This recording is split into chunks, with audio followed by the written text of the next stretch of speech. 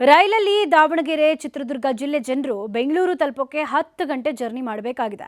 ಹೀಗಾಗಿ ಚಿತ್ರದುರ್ಗ ಜಿಲ್ಲೆಗೆ ನೇರ ರೈಲು ಮಾರ್ಗ ಆಗಬೇಕು ಅಂತ 3-4 ದಶಕಗಳ ಕಾಲ ಹೋರಾಟ ನಡೆಯಿತು. ಈ ಹೋರಾಟದ ಫಲವಾಗಿ ನೇರ ರೈಲು ಮಾರ್ಗ ಪೂರ್ಣಗೊಳ್ಳೋ ಕಾಲ ಸನ್ನಿಹಿತವಾಗಿದೆ. ಈ ಕುರಿತ ವರದಿ ಇಲ್ಲಿದೆ.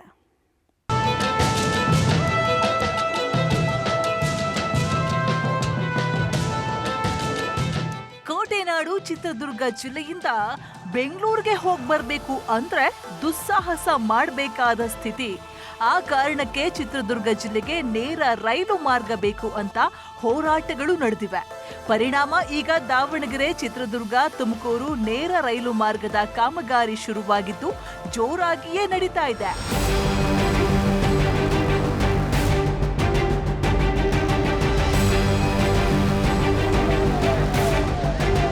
ರೈಲ್ವೆ ಕಾಮಗಾರಿ ಸ್ಥಳಕ್ಕೆ ಭೇಟಿ ನೀಡಿದ್ದ ಕೇಂದ್ರ ರೈಲ್ವೆ ಸಚಿವ ವಿ ಸೋಮಣ್ಣ ಪರಿಶೀಲನೆ ಮಾಡಿದ್ರು.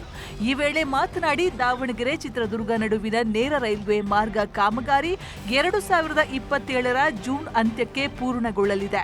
ಇದರ ಜೊತೆಗೆ ಡಿಸೆಂಬರ್ ಅಂತ್ಯದ ವೇಳೆಗೆ ದಾವಣಗೆರೆ, ಚಿತ್ರದುರ್ಗ, ತುಮಕೂರು, ರಾಯದುರ್ಗ, ತುಮಕೂರು, ಗದಗ, ವಾಡಿ ಸೇರಿದಂತೆ ಹಲವು ರೈಲ್ವೆ ಮಾರ್ಗಗಳ ಕಾಮಗಾರಿಯೂ ಪೂರ್ಣಗೊಳಿಸಿ ಜನರ ಸೇವೆಗೆ ನೀಡಲಾಗುವುದು ಅಂತ ವಿ ಸೋಮಣ್ಣ ಭರವಸೆ ನೀಡಿದ್ದಾರೆ.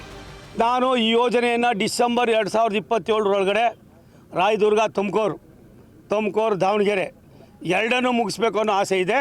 ಅದ್ರ ಜೊತೆಯಲ್ಲಿ ಗದಗ, ವಾಡಿ ಬೇರೆ ಬೇರೆ ಸುಮಾರವೇ ಎಲ್ಲವನ್ನು ಕೂಡ ಮುಗಿಸ್ತೀವಿ.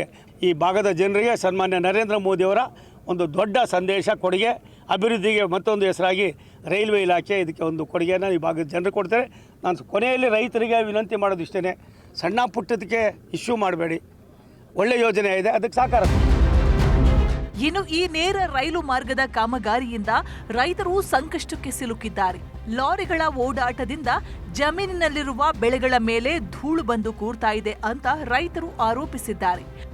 ಮೆಣಸಿಗಳೆಲ್ಲ ಅಲ್ಲಿ ಹಾಳಾಗಿ ನಮ್ಮ ಫಸಲೆಲ್ಲ ಹಾಳಾಗೈತಿ. ಏನಾರು ಕೇಳಿದರೆ ನಮ್ಮ ಮೇಲೆ ದೌರ್ಜನ್ಯ ಮಾಡಕ್ಕೆ ಬರ್ತಾರೆ ಅವರು. ಎಷ್ಟು ಹೇಳಿದ್ರೆ ಅವರು ಕೇಳ್ತಾ ಇಲ್ಲ. ಅವರು ಈ ಧೂಳ ಹೋಗಿ ನಮ್ಮ ಬೆಳೆಯೆಲ್ಲ ಹಾನಿ ಆಗೈತಿ.